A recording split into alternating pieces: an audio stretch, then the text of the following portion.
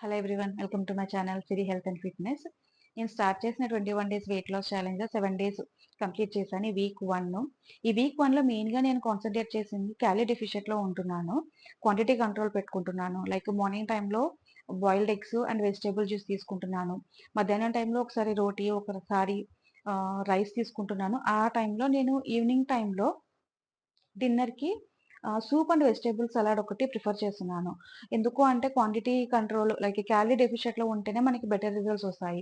Workouts కూడా ఇంకా హెవీగా స్టార్ట్ చేయలేదు. నెక్స్ట్ వీక్ నుంచి నేను వర్కౌట్స్ కూడా స్టార్ట్ చేస్తాను.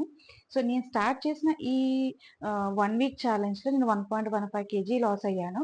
రిజల్ట్స్ అనేది అప్పుడే తెలీదు. మేబీ నేను ఇదే క్యాలరీ డెఫిషియెంట్ నేను ఒక 4-5 weeks or else more than 8 weeks చేస్తే రిజల్ట్స్ కూడా తెలుస్తుంది. ఈ 1 వీక్‌లో అయితే నాకు చేంజెస్ అంతగా ఏం తెలియట్లేదు. కానీ డే 1లో వెయిట్ చెక్ చేసుకున్నప్పుడు 86.10 ఉన్నాను. ఇప్పుడు డే 8 7 డేస్ కంప్లీట్ అయిన తర్వాత నేను వెయిట్ చెక్ చేసుకుంటే 84.95కి వచ్చాను. అంటే 1.15 కేజీ లాస్ అయ్యాను.